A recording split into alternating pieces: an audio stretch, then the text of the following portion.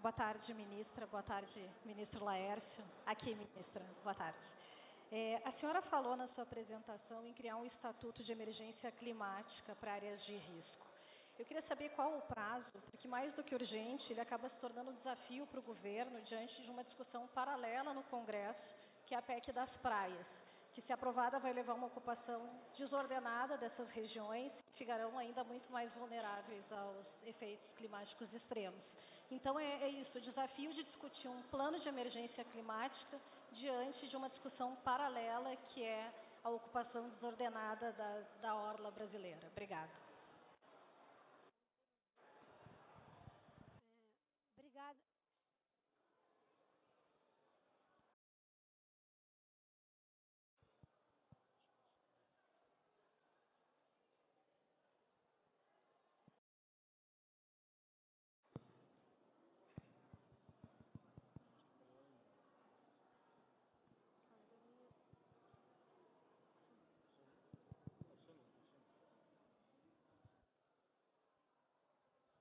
Obrigada pela pergunta, Simone. Obrigada aí, pessoal, que está se retirando.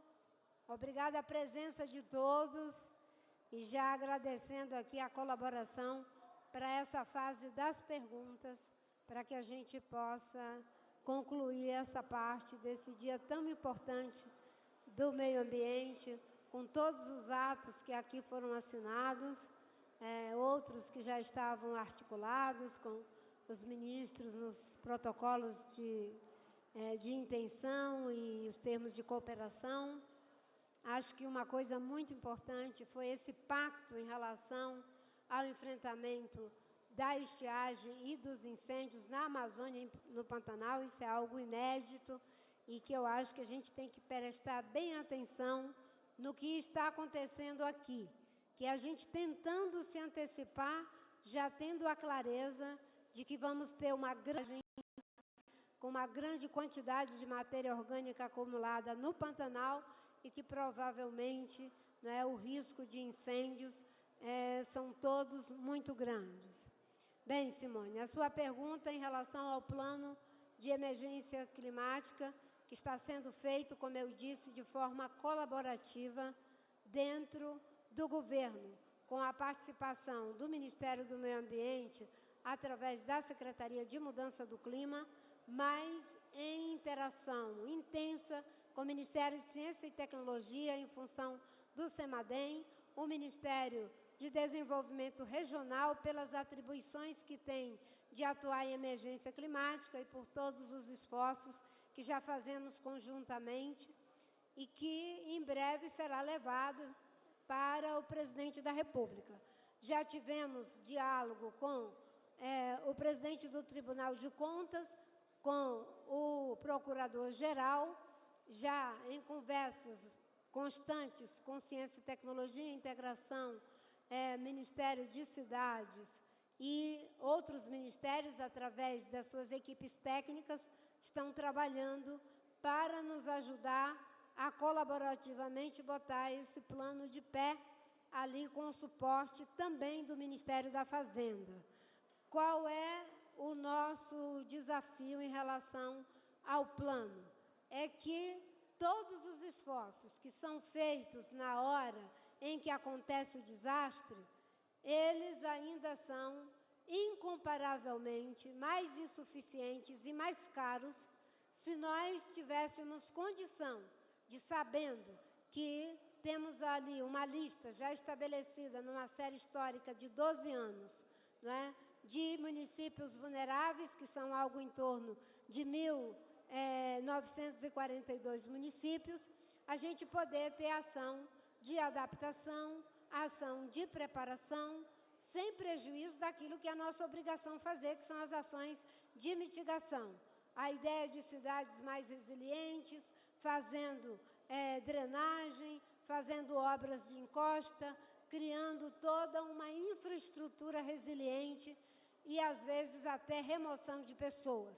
Para isso, a gente está discutindo uma ideia de decretar emergência climática nesses municípios. precisaria de uma nova figura jurídica, de um novo regime jurídico. E, obviamente, que com esse novo regime jurídico se teria que fazer o mesmo que se faz em relação ao desastre ambiental nas condições que nós conhecemos hoje. Né? Tem os regramentos, pode ter licitação mais célere, quando se trata da ajuda humanitária é tudo mais rápido, quando se trata da reconstrução são outras exigências. No caso de medidas e regramentos para a emergência climática permanente, uma preocupação é com o compliance. Mas o cerne da questão é o desafio de fazer algo inédito, que nós não temos um espelhamento a fazer, é igual o PPCDAN, nós tiramos, né, de seminários técnicos científicos, de relação com a sociedade civil, a comunidade científica, e levar ao presidente Lula e à Casa Civil. Após isso, provavelmente será institucionalizado um processo para que a gente tome as medidas necessárias, seja em projeto de lei, medida provisória, decreto, o que for. O certo é que há uma determinação de que possamos agir preventivamente. O que você se referiu? Tem uma dinâmica própria do Congresso. O Congresso apresenta suas propostas, suas ideias, mas também tem uma dinâmica própria de uma sociedade que está sentindo na pele a pedagogia da dor, a pedagogia do luto. E não por acaso há uma grande mobilização da sociedade querendo também fazer compreender, né, que não tem mais espaços para retrocessos. Muito pelo contrário, talvez, né, tenhamos que buscar cada vez mais entender de que o homem legisla, mas a natureza não assimila, e ainda de que tenhamos que reparar algumas coisas, como, por exemplo, nós tivemos uma lei aprovada em 2021, 2022, que permitiu a prefeitos irem avançarem mais próximo em relação às áreas de preservação permanente. Nós já sabemos o custo disso em relação às vidas quando vêm as enchentes, por exemplo, como aconteceu nos municípios e agora, que me referi anteriormente, e agora no Rio Grande do Sul. Eu sinto que há um debate intenso. O Congresso é o espaço do diálogo, da representação da sociedade, e o que eu espero é que não tenhamos nenhuma ação dissonante com aquilo que a gente fez e a gente viu no Rio Grande do Sul. A união do Poder Legislativo nas figuras do presidente do Senado e do presidente da Câmara dos Deputados, do Tribunal de Contas e do presidente do Superior Tribunal Federal, todos ali junto com o presidente Lula e o governo do estado do Rio Grande do Sul e os prefeitos, assumindo compromissos de que temos que enfrentar esse problema do risco climático, da mudança do clima, que já é uma realidade, não é? Em 2 trilhos, o trilho emergencial estruturante e o trilho emergencial preventivo. E eu tenho certeza que aquilo que eu ouvi dos presidentes da casa tem uma grande oportunidade de se refletir no cuidado com regramentos que podem estar sendo debatidos no Congresso.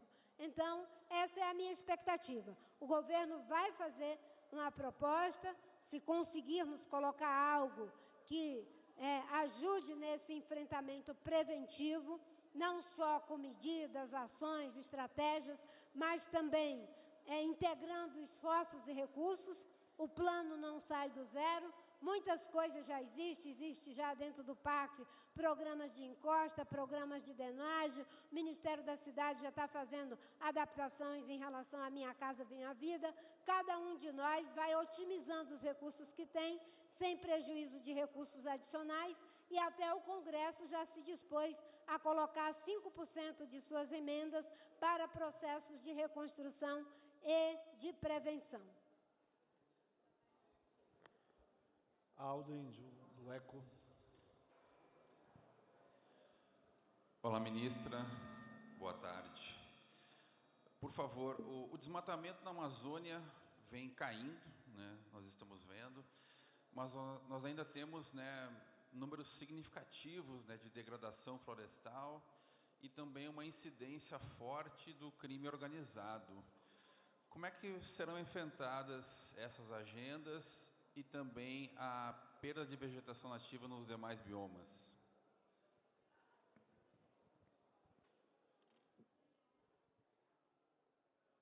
Bem, vem caindo o desmatamento e, como eu disse, vem caindo por intervenção de comando e controle, vem caindo porque tem um processo virtuoso de estabelecer parcerias como essa que vocês viram aqui, com governadores da Amazônia e do Pantanal.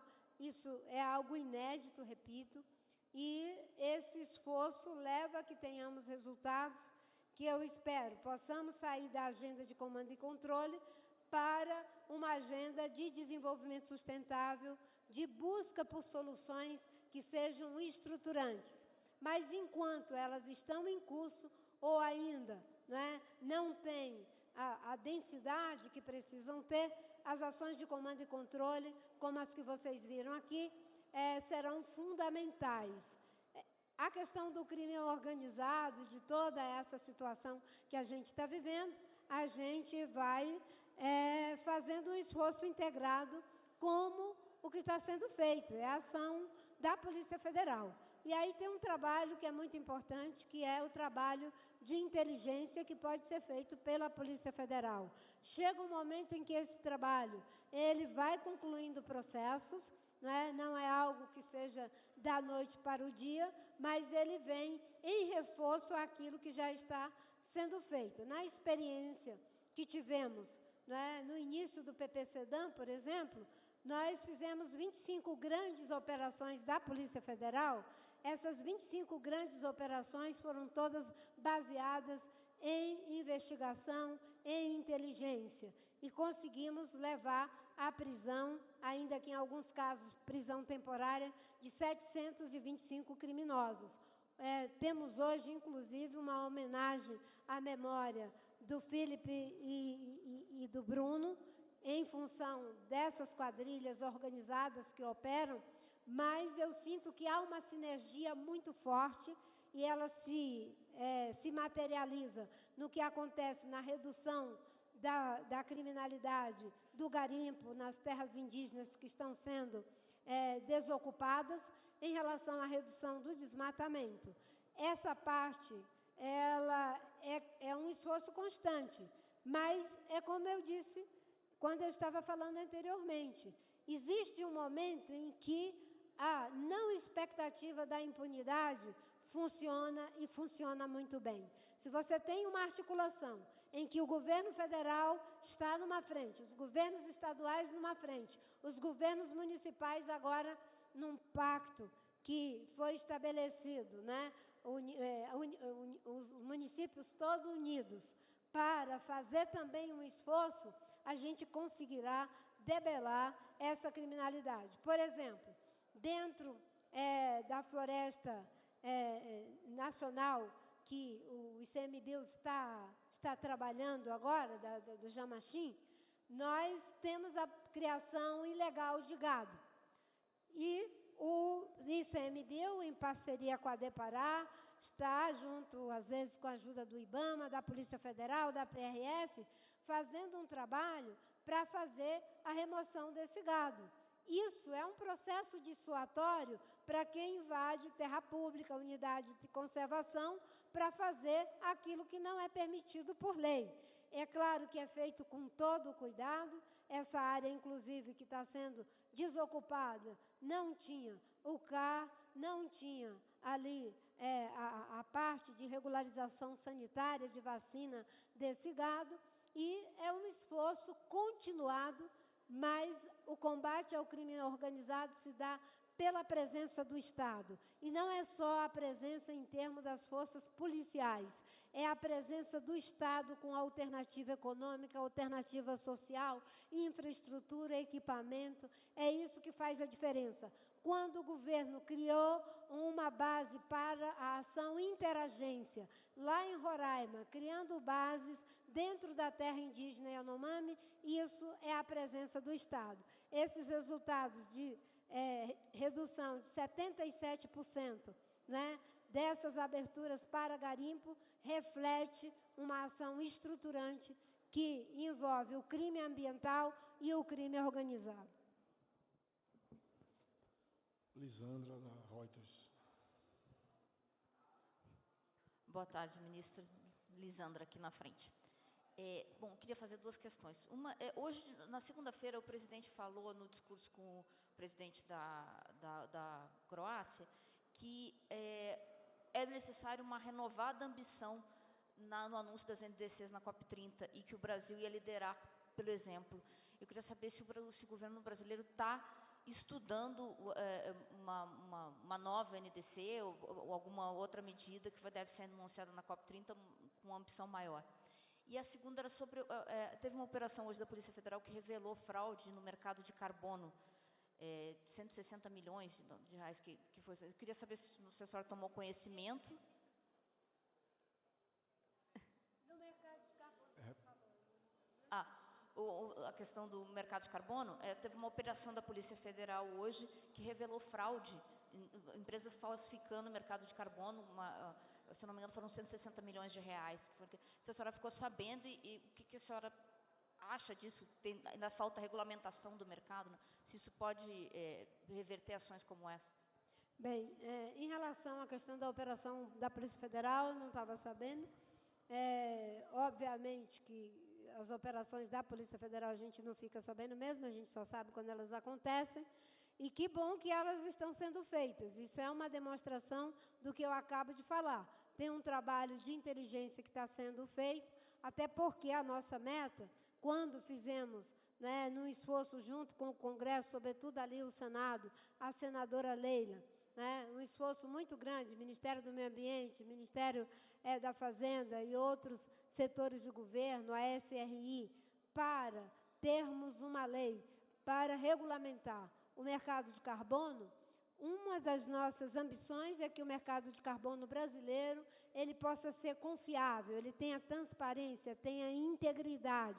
A Secretaria de Mudança do Clima está muito dedicada, juntamente com a Fazenda e outros setores do governo, em viabilizar algo que nos possibilite mais essa oportunidade de meios para a proteção de floresta, mas também para melhorar a vida das pessoas que tenham, digamos, esse ativo. Hoje, nós, inclusive, assinamos aqui um decreto em que possibilita, nas concessões florestais, a venda para esse mercado de carbono. Nas concessões florestais que vai viabilizar, sobremaneira, os processos de restauração. Então, integridade, transparência, confiabilidade é o nosso esforço. E, obviamente, que qualquer ação fraudulenta, ela vai na contramão do interesse ambiental, do interesse social e do próprio interesse econômico. Nós queremos trabalhar, estamos trabalhando para que tenhamos a participação comunitária de mercado de carbono, É um esforço, inclusive a proteção dessas comunidades, para que não se tenha nenhuma fraude envolvendo, seja unidade de conservação, terra indígena, o que quer que seja, do que as pessoas chamam de grilagem de carbono. Obviamente que vou me inteirar, em relação a essa operação.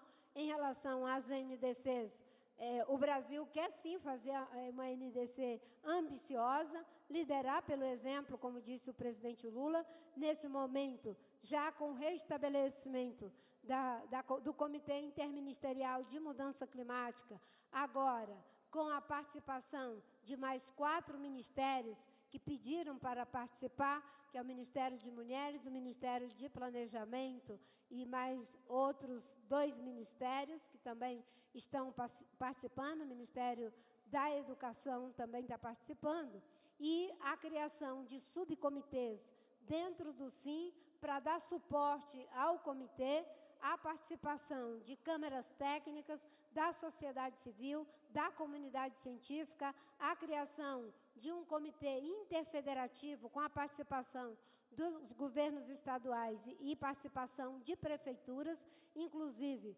né, um comitê de participação social para que a sociedade civil possa participar desse processo, porque queremos que as nossas NDCs sejam transparentes, elas serão para todos os setores e nós queremos chegar no Azerbaijão já sinalizando o compromisso do Brasil em ter NDCs robustas que nos leve a cumprir com aquilo que assumimos na COP28, de não ultrapassar 1,5 de temperatura, a missão 1,5. E, obviamente, que um dos maiores vetores é desmatamento, mas à medida que o desmatamento cai, os setores de transporte, de energia, de agricultura, de indústria, todos eles terão que correr atrás também dos seus resultados.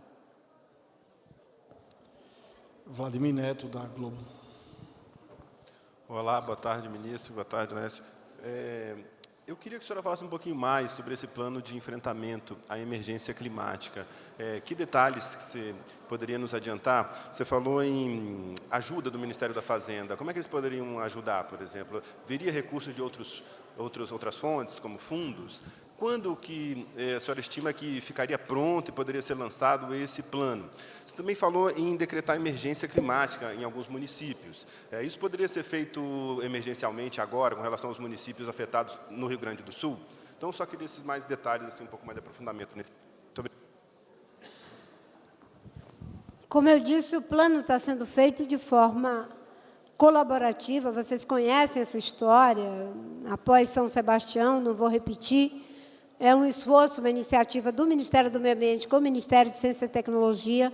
Buscamos parcerias, fizemos 3 seminários técnicos científicos para poder levar ao presidente algo que nós consideramos possa ajudar nesse desafio de sair da lógica da gestão do desastre, que é altamente necessária, para a gestão antecipada do risco.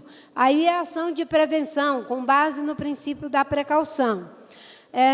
Como o plano sequer foi levado ao presidente da República, obviamente que eu não tenho como falar algo, a não ser os conceitos com os quais nós estamos trabalhando. E os conceitos, um deles é esse, que é até usado pela Defesa Civil, fazer a gestão do risco climático. O outro conceito, a possibilidade de decretar a emergência climática em estado permanente naqueles municípios que, tecnicamente, cientificamente, está comprovado que são vulneráveis a eventos climáticos extremos, para que se possa ter ali um conjunto de intervenção, criar sistemas de alerta, preparar a população com rotas de fuga, lugar em que as pessoas possam saber para onde ir, ficar abrigada, ter de plantão, né, ali disponível, caso aconteça o risco, estoque de remédio, de alimentação, de água potável, um banco de voluntários que possa orientadamente agir, porque quando acontece o risco, as pessoas, corretamente, como fizeram no Rio Grande do Sul, muitas vezes vão para esse voluntariado sem o devido preparo. E ação de infraestrutura, né? Cada vez mais, ações como o PAC Encosta, o PAC Drenagem, que estão dentro das obras do PAC, como a gente poder fazer com que cada um dos setores do governo, não só federal, mas também nos estados, possam ir se adaptando e se preparando para os eventos climáticos extremos. No caso de ter um instrumento jurídico, nós já conversamos com o Ministério Público, conversamos com o Tribunal de Contas, com algumas jurídicas, conversamos com a CGU, vou conversar também com o ministro Messias, para que a gente possa dar robustez a esse conceito. Não se cria uma estatura, uma figura jurídica, sem que isso tenha vários desdobramentos em relação a leis ordinárias, formas de regulamentação e assim por diante. Pode ser por projeto de lei, pode ser por medida provisória, se assim for o entendimento do centro de governo. Você me perguntou, pode ser aplicado no Rio Grande do Sul? No Rio Grande do Sul já é a lógica do desastre. Nós estamos agindo na lógica do desastre. Tivemos algumas ações de prevenção? Tivemos, com certeza. Se não fosse as pessoas terem saído das áreas, na hora que o CEMADEM e o CEMAD mandam os alertas, nós teríamos algo que seria inimaginável. Você ter que fazer o resgate de 70 mil pessoas, isso é algo que só é possível com a mobilização de uma infraestrutura logística, de avião, de barcos, de helicópteros, algo que é um esforço monumental. A pergunta que estamos nos fazendo é possível mobilizar esse esforço com mecanismos mais céleres, a partir dos recursos que já temos, e com recursos adicionais? Aí entra o Ministério da Fazenda. E o estudo que estamos fazendo é como pegar o que já existe, orientar o que já existe para potencializar a ação de adaptação, mitigação e preparação. E, se é possível, termos recursos adicionais, né? É claro que eu não tenho como responder isso aqui, porque está, né, sendo respondido internamente dentro do governo. Obrigada, Vlá, pela pergunta. João Gabriel, da Folha. Ministra, ministro, boa tarde. Ministra, queria perguntar sobre a seca no Pantanal que a senhora colocou na entrevista. Ela tem relação com as chuvas no Rio Grande do Sul? Ou seja, a gente pode esperar um evento climático tão extremo como a gente tem visto no Rio Grande do Sul, só que agora decorrente da seca no Centro-Oeste ou em outras regiões do Brasil? Obrigada, João. O que nós estamos trabalhando em relação ao Pantanal são os desdobramentos desses eventos climáticos associados a fenômenos naturais. Nós tivemos um período longo de estiagem, né, em função do El Niño, vai entrar a Laninha. Nós tivemos um período que antecedeu a 2022, que vocês acompanharam, que ficou um período sem ter grandes incêndios no Pantanal. Depois, você tem ali um acúmulo de matéria orgânica. No Pantanal, diferentemente de uma floresta úmida como é a Amazônia, que está ficando cada vez menos úmida, o que parece, nós temos ali os incêndios naturais. Segundo o ICMBio, nesse momento nós temos uma frente de incêndio no Pantanal que praticamente não cessou de acontecer, em função de ser incêndio subterrâneo, de turfa. E é muito difícil, porque é em área remota, em área muito complicada, que a gente faz o monitoramento para não alcançar a unidade de conservação, para não alcançar comunidades e assim por diante. Nós não conseguimos a cota de cheia do Pantanal. Ela não alcançou, e a Agência Nacional de Águas, no dia 13, né, estabeleceu situação crítica hídrica em toda a bacia do Paraguai. Isso é a primeira vez que está acontecendo, né? Nós já tínhamos o reconhecimento de escassez hídrica no Rio Madeira, não na bacia. Nós já tínhamos no Rio Paraná, também não na bacia. É a primeira vez que se tem a Agência Nacional colocando antecipadamente essa escassez hídrica na bacia do Rio Paraguai.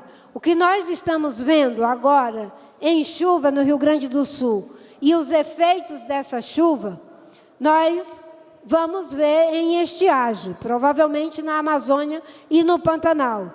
E o que a gente tem como consequência em relação a desmoronamento, em relação à perda de lavouras e tantas coisas associadas às chuvas, nós vamos ter um fenômeno terrível, que são os incêndios e queimadas.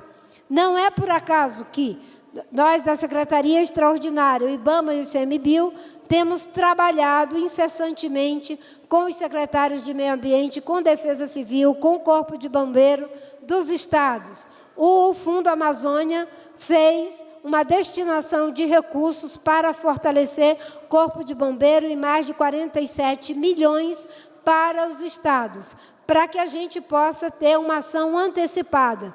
E nós estamos trabalhando com a possibilidade de termos recursos extraordinários, meios extraordinários, ações legais também extraordinária, inclusive para a contratação de brigadista. O que nós temos no Rio Grande do Sul é uma mistura, fenômeno natural com, enfim, a potencialização da mudança climática. Nós temos o mesmo acontecendo também no Pantanal, na Amazônia e também em relação ao Nordeste, a Caatinga, que já vive momentos de estiagem severa, e no caso do Rio Grande do Sul, nós vamos ter agora estiagem severa. Ana Beatriz, da Agência Pública. Boa tarde. Ministra, a senhora anunciou agora a queda no desmatamento no Cerrado entre janeiro e maio, né, de 12,9%. Combater o desmatamento no Cerrado é complexo, né, porque a dinâmica ali é diferente do desmatamento na Amazônia, por exemplo. Então, o que a senhora atribui essa queda que a gente está vendo, sendo que no ano passado a tendência era outra, né, era de alta? Obrigada. Ainda é muito cedo para a gente poder falar alguma coisa. Eu tenho uma ideia que eu sempre digo, é de que a gente não pode ficar na inércia do resultado alcançado e nem deve ter uma postura apologética em relação às sinalizações iniciais. Quando não se é negacionista, a gente não pode ser também, data vênia, enganacionista. E o pior engano é aquele que a gente faz para a gente mesmo. O que nós queremos é combater o problema. Então, tivemos aí uma redução de 12% em relação ao Cerrado. Ainda é cedo para dizer que isso é uma inflexão duradoura e constante na curva. Porque, no caso do Cerrado, como vocês sabem, uma boa parte desse desmatamento, ele conta com a licença, uma outra parte, quase 50%, é ilegal. O IBAMA e os estados podem agir muito severamente em relação ao ilegal. E nós estamos fazendo um movimento que é de convencimento, de proteção do Cerrado, porque a remoção dessa cobertura vegetal já está levando a prejuízos ambientais severos, como a redução da vazão dos rios em 19 mil metros cúbicos por segundo, a baixa do lençol freático. Nós já estamos com um retardo no início das chuvas, criando prejuízo para o que chamavam de safrinha, que agora é também safrona. Então, o que nós já fizemos? Fizemos o plano, está sendo implementado em parceria com os estados.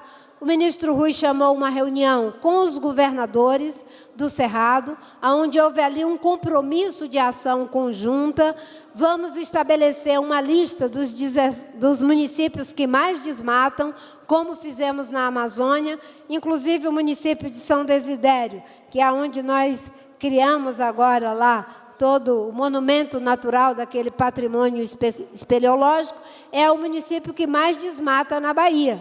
Ou seja, nós vamos tentar, fazendo a devida customização, fazer o que fizemos na Amazônia, com a diferença de que nós temos ali uma inversão. Se na Amazônia 20% pode ser usado e 80% tem que ser preservado, no Cerrado, com raríssimas exceções, onde são áreas de transição em relação à Amazônia, você pode usar os 80%. E todo mundo vai ter que ter uma poupança hídrica florestal. Isso aí é o que estou inventando agora.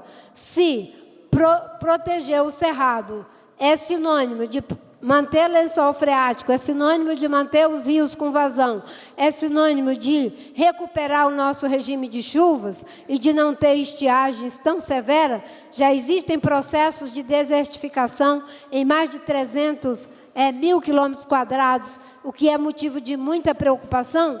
Se é isso, então os produtores poderão, inclusive, conseguir que suas licenças que são dadas para processos de irrigação sejam, estou falando alto aqui, eles possam ser, digamos, condicionados a ter uma poupança hídrica, por exemplo, que seria na forma de floresta, de manter floresta, enfim, mas o Cerrado é considerado floresta. Paula Ferreira, do Estadão. Oi, ministra, bom dia. Ministra, seguindo um pouco nesse pacto com os governadores sobre a Amazônia e o Pantanal, eu queria que a senhora dissesse um pouco mais quais seriam essas ações, porque no ano passado, no âmbito da seca, a gente viu que muitas comunidades ficaram isoladas, né, com falta de abastecimento. Então, além dessa prevenção aos incêndios, se tem alguma ação voltada para um plano de contenção para proteger essas populações. Vocês já sabem que vai ser uma seca histórica também, então. O ministro Valdez, ele tem discutido muito, né, conosco, e foi uma aprendizagem. Por exemplo, boa parte dos municípios na Amazônia e os estados na Amazônia tem suprimento de energia de diesel. Se você não tem o processo de navegação, você vai ficar sem suprimento de energia, como corremos o risco na estiagem passada. Quando você faz a gestão do risco, você já tem que pensar como é que faz a estocagem dos meios necessários para que não se tenha ali um apagão em alguns municípios. O Ministério de Minas e Energia tem um plano para fazer o descomissionamento dessas termoelétricas na Amazônia e poder gerar energia limpa para aquela região que produz energia limpa para o Brasil e que, infelizmente, né, boa parte dos seus municípios usa diesel. Uma das formas, inclusive, é o uso de biomassa. Nós temos a possibilidade de concessões florestais para o suprimento de madeira mediante manejo e beneficiamento dessa madeira, que, como em Itacoatiara, que tem uma produção de energia limpa advinda, né, do manejo florestal, a gente também fazer esse suprimento de madeira. A outra coisa em relação ao estoque de remédio, de oxigênio. A outra coisa em relação à alimentação. Boa parte das comunidades, elas têm a sua proteína animal, mais de 70%, 80%, advinda dos peixes. Quando chega esse momento, você não tem esse suprimento. Nós tivemos que fazer esse suprimento. Nós tivemos que fazer uma verdadeira operação de guerra para levar cestas básicas no ano passado. Esse ano é fundamental esse preparo, né? Então, o que está acontecendo é que a gente, uma hora está tendo que agir na seca, outra hora agindo na cheia. No caso da Amazônia, tem uma complexidade enorme e isso está sendo debatido dentro do governo. Quando eu falo de medida extraordinária, da necessidade de um instrumento que possa decretar, né, emergência climática antecipada, ajudaria muito em relação a isso, né? Por exemplo, nós tivemos que fazer, no olho da estiagem, dragagem em alguns rios, para torná-los navegáveis. Então, é preciso que a gente já esteja mapeando esses pontos. Alguma coisa vai sair do controle? Claro que vai sair do controle, porque o processo é dinâmico. Você não tem ali algo que você consegue prever todas as variáveis. Até porque o evento pode ser mais intenso, menos intenso, pode ser no município, pode ser em outro município. Vamos ter mais duas perguntas. Passar agora para o Manuel Marçal, do Tempo. Boa tarde, ministra. Boa tarde, Laércio, também. Ministra, aqui, ó. Estou de braço levantado aqui.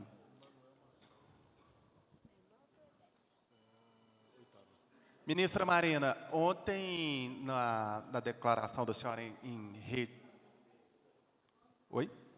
de rádio e televisão, me chamou a atenção o fato da senhora não ter mencionado nominalmente o setor do agronegócio e hoje também.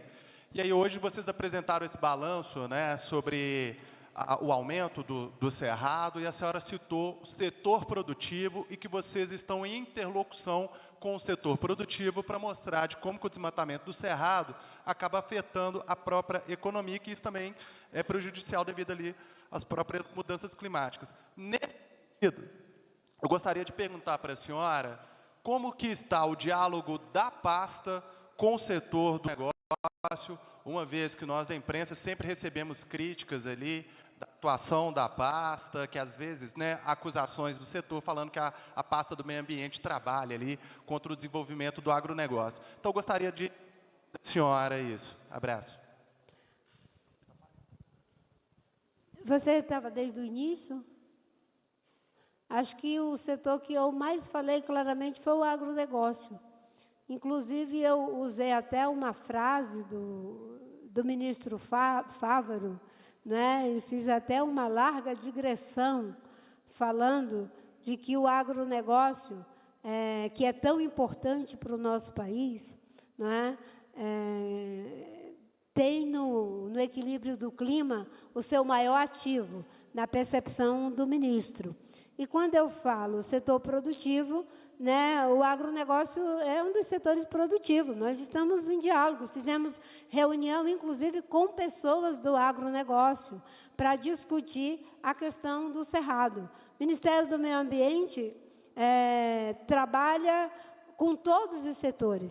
Nós temos diálogo. Eu também não citei a indústria, por exemplo, eu também não citei o turismo, assim, mais diretamente. Vários setores não citei. É um pouco ali tentando fazer com que o debate seja entendido numa quadratura mais ampla. Mas, nesse caso, especificamente nesse caso, eu fiz uma abordagem até bastante longa em relação ao agronegócio, mencionando que já há uma perda em termos da produção, que eu acho que foi em torno de 80 milhões de toneladas de grãos em função do retardo das chuvas. E o ministro Fávaro tem me dito sempre que ele já abriu 107 mercados e que uma das coisas que tem ajudado muito na abertura desses mercados é o fato de estarmos combatendo o desmatamento e mostrando que é possível aumentar a produção por ganho de produtividade sem precisar expandir sobre as florestas. E de que isso não é nenhum impedimento, muito pelo contrário. A gente até pode expandir o agronegócio fazendo a restauração de mais de 17 milhões de hectares de área que está degradada. E o Ministério da Agricultura está trabalhando um plano de restauração nesse sentido e o nosso trabalho é sinérgico. Obviamente que aqueles setores que acham que tem que reduzir reserva legal de 50%, de 80% para 50%, aí eu diria, não é contra o Ministério do Meio Ambiente, trabalha contra si mesmo. A última pergunta da Cristiane Sampaio, do Brasil de Fato. Na sequência aqui, a Maria Eduarda Portela, do Metrópolis, está aí? Olha lá. Obrigada. A senhora falou sobre o lançamento, né, do Plano Nacional para Enfrentamento da Emergência Climática. No entanto, em meio a tudo isso, várias pessoas dentro do governo federal defendem a ampliação da exploração de combustíveis fósseis. O plano ele discutirá sobre isso, ele poderá tratar de um possível aumento das emissões de gases de efeito estufa diante do aumento da exploração no Brasil, em especial na Foz do Amazonas? O plano de emergência climática, ele está voltado para as ações de adaptação, para as ações de preparação, mas ele tem um forte diálogo com aquilo que é a raiz do problema, que são as emissões de gases de efeito estufa.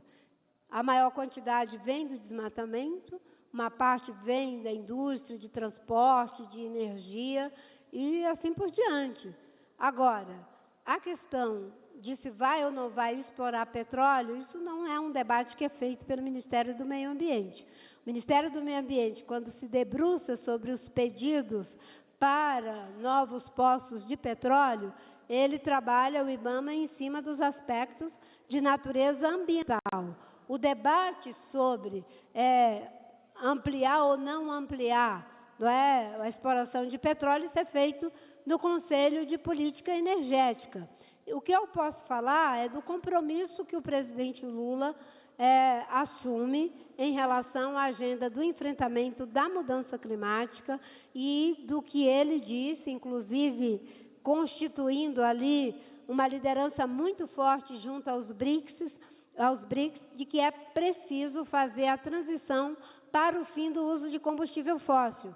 E na formulação brasileira, o que nós trabalhamos na COP28 é de que os países desenvolvidos, tanto os países produtores de petróleo, quanto os países consumidores, devem liderar essa corrida, o que não significa que países em desenvolvimento não tenham que fazer os seus esforços.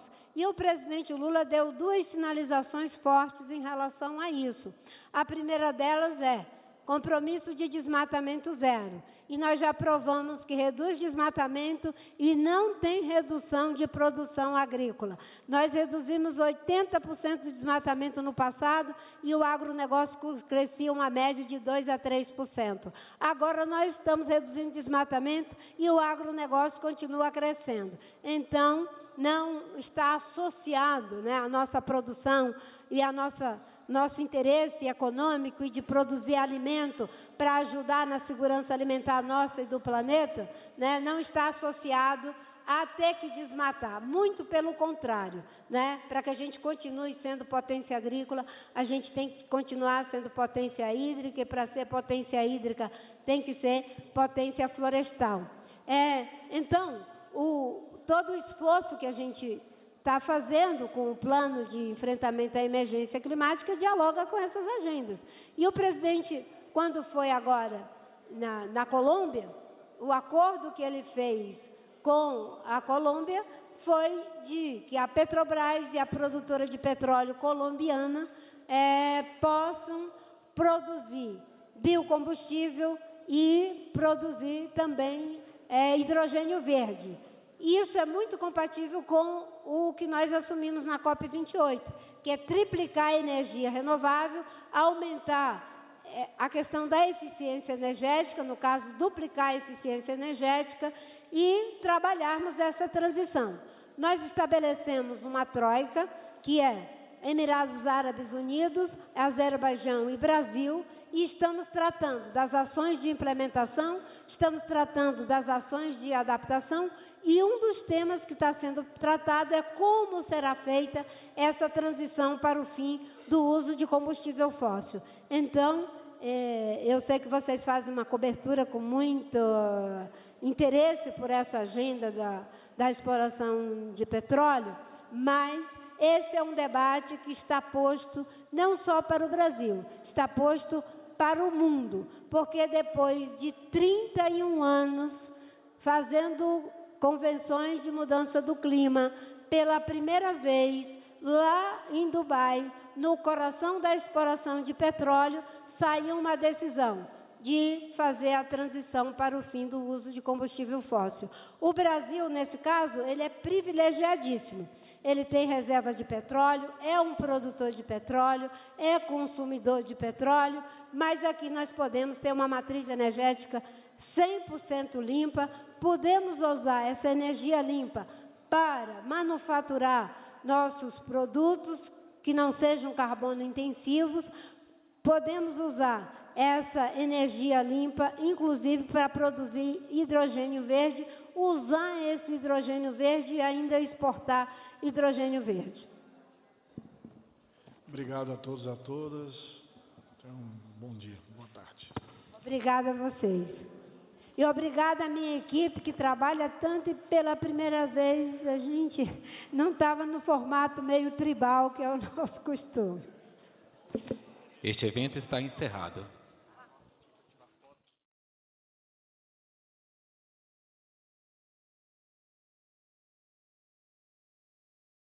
esse suprimento. Nós tivemos que fazer uma verdadeira operação de guerra para levar cestas básicas no ano passado. Esse ano é fundamental esse preparo, né? Então, o que está acontecendo é que a gente, uma hora está tendo que agir na seca, outra hora agindo na cheia. No caso da Amazônia, tem uma complexidade enorme e isso está sendo debatido dentro do governo. Quando eu falo de medida extraordinária e da necessidade de um instrumento que possa decretar, né, emergência climática antecipada, ajudaria muito em relação a isso, né? Por exemplo, nós tivemos que fazer no olho da estiagem, dragagem em alguns rios, para torná-los navegáveis. Então, é preciso que a gente já esteja mapeando esses pontos. Alguma coisa vai sair do controle? Claro que vai sair do controle, porque o processo é dinâmico. Você não tem ali algo que você consegue prever todas as variáveis. Até porque o evento pode ser mais intenso, menos intenso, pode ser no município, pode ser em outro município.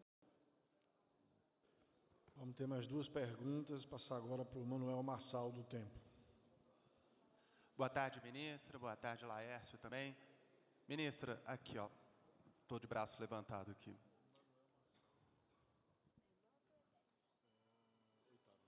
Ministra Marina, ontem, na declaração da senhora em rede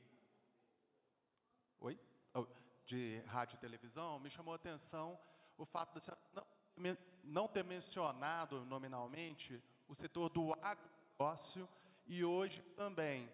E aí hoje vocês apresentaram esse balanço, né, sobre o aumento do Cerrado, e a senhora citou o setor produtivo e que vocês estão em interlocução com o setor produtivo para mostrar de como que o desmatamento do Cerrado acaba afetando a própria economia, que isso também é prejudicial devido ali às próprias mudanças climáticas. Nesse sentido, eu gostaria de perguntar para a senhora como que está o diálogo da pasta com o setor do negócio, uma vez que nós da imprensa sempre recebemos críticas ali da atuação da pasta, que às vezes, né, acusações do setor falando que a pasta do meio ambiente trabalha ali contra o desenvolvimento do agronegócio. Então, eu gostaria de da senhora isso. Abraço.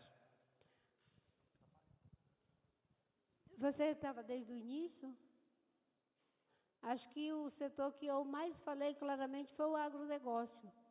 Inclusive, eu usei até uma frase do ministro Fávaro, né, e fiz até uma larga digressão falando de que o agronegócio, que é tão importante para o nosso país, né, tem no equilíbrio do clima o seu maior ativo, na percepção do ministro.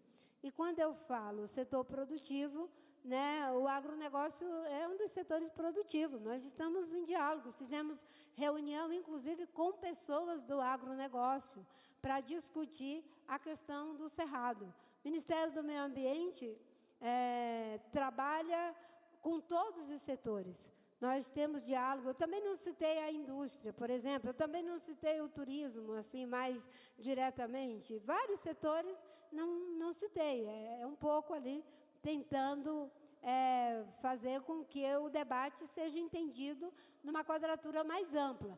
Mas, nesse caso, especificamente nesse caso, eu fiz uma abordagem até bastante longa em relação ao agronegócio, mencionando que já há uma perda em termos da produção, que eu acho que foi em torno de 80 milhões de toneladas de grãos em função do retardo das chuvas. E o ministro Fávaro tem me dito sempre que ele já abriu 107 mercados e que uma das coisas que tem ajudado muito na abertura desses mercados é o fato de estarmos combatendo o desmatamento e mostrando que é possível aumentar a produção por ganho de produtividade sem precisar expandir sobre as florestas. E de que isso não é nenhum impedimento, muito pelo contrário. A gente até pode expandir o agronegócio fazendo a restauração de mais de 17 milhões de hectares de área que está degradada. E o Ministério da Agricultura está trabalhando um plano de restauração nesse sentido, e o nosso trabalho é sinérgico. Obviamente que aqueles setores que acham que tem que reduzir reserva legal de 50%, de 80% para 50%, aí eu diria, não é contra o Ministério do Meio Ambiente, trabalha contra si mesmo. É a última pergunta da Cristiane Sampaio, do Brasil de Fato. Ah, é? Na sequência aqui, a Maria Eduarda Portela, do Metrópolis, está aí? Olha lá. Obrigada. A senhora falou sobre o lançamento, né, do Plano Nacional para Enfrentamento da Emergência Climática.